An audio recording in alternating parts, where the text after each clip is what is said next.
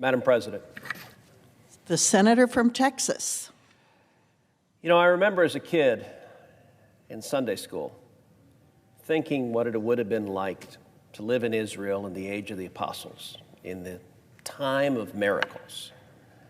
And yet, perhaps we have been transformed to another time of miracles.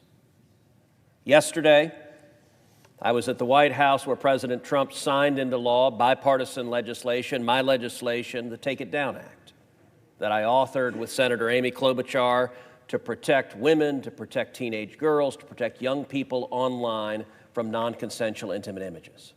Ladies and gentlemen, fellow patriots, today is a good day for America.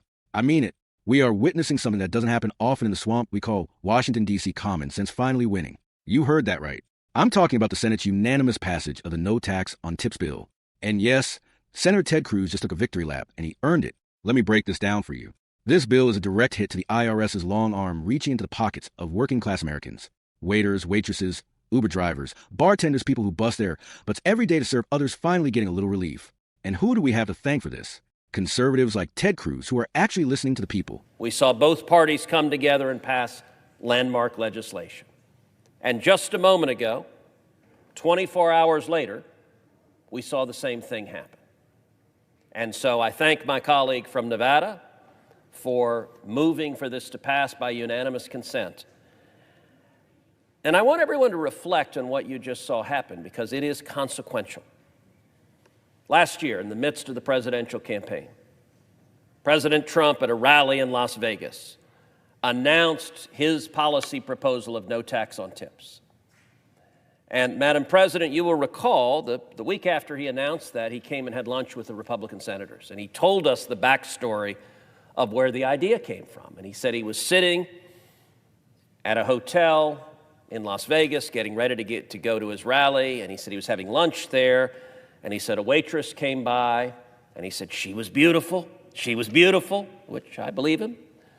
And he said she was complaining about the burden and the paperwork of paying taxes on tips and how challenging it was. And he said he pulled out a pad of paper and he just wrote on the pad of paper, "No tax on tips." He said, "What do you think of this?" She said, "Great." And he went to the rally and he announced it, and as he told us, the entire crowd went nuts. Now, I got to say, when he announced that policy, I thought that was policy genius.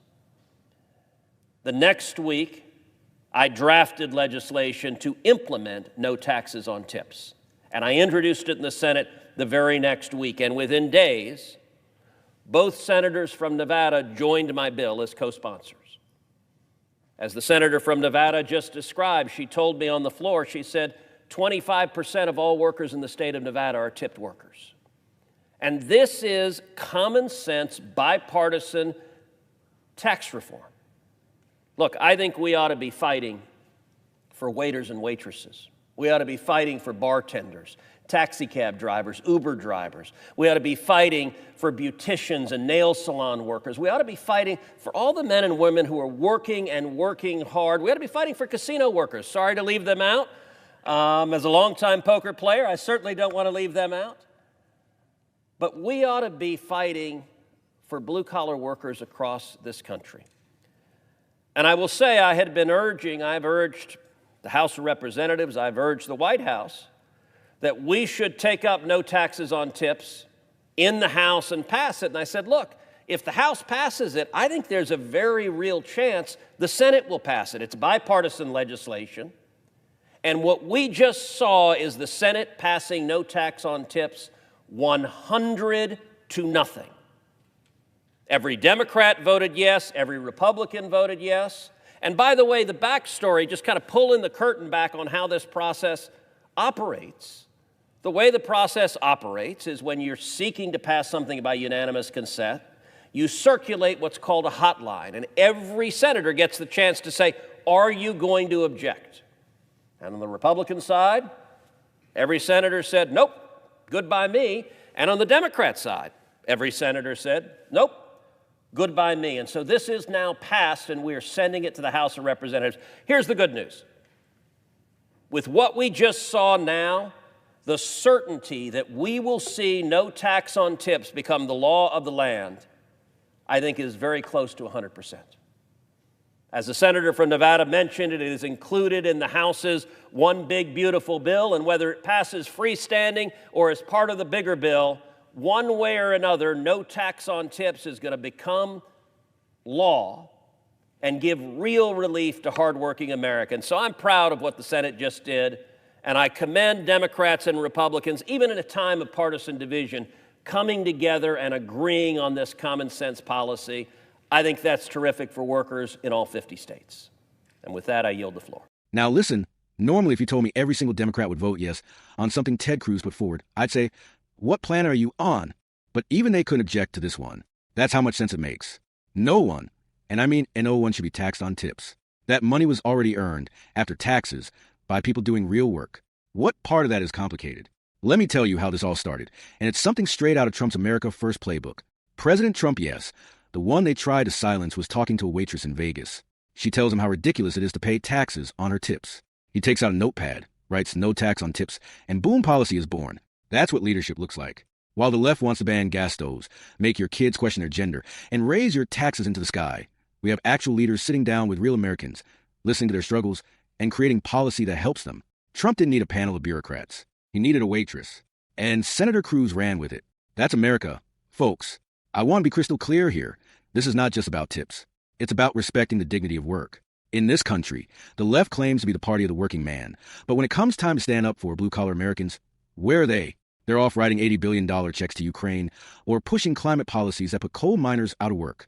Meanwhile, conservatives, real, patriotic conservatives, are saying, let's make sure the single mom working 2 jobs doesn't have to fill out a stack of IRS forms just to report her tips. That's the kind of reform we need. That's the kind of government we should have. Small, smart, and focus on the American people, not woke agendas.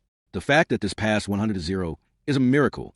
And Ted Cruz said it himself, it feels like we're living in a time of miracles. I agree, Senator, because for once, our government actually acted like they care about the everyday citizen. This isn't just a win for tipped workers. This is a win for conservatism, for Trump's influence, for common sense. But don't think the fight's over. This bill still needs to pass the House and make it to the president's desk. And I'm calling on Speaker Johnson and every Republican in the House to not slow this down. We got a real shot at making history here, folks. But we need to keep the pressure up. Call your representative. Write them. Let them know you support the no tax on tips bill. Because if we don't fight for working class Americans, who will? Let this be a turning point. Let this be the moment where D.C. remembers who they work for. Not lobbyists, not globalist elites, but the hard-working, God-fearing, patriotic Americans who built this country. And to Senator Cruz, thank you for standing up and delivering. To President Trump, thank you for listening to the people. And every American out there earning their keep, this one's for you. God bless you. God bless our tip workers. And God bless the United States of America. Don't forget to like, subscribe, and hit that bell for more real talk, real values, and real America. Until next time, stay strong, stay free, and stay patriotic.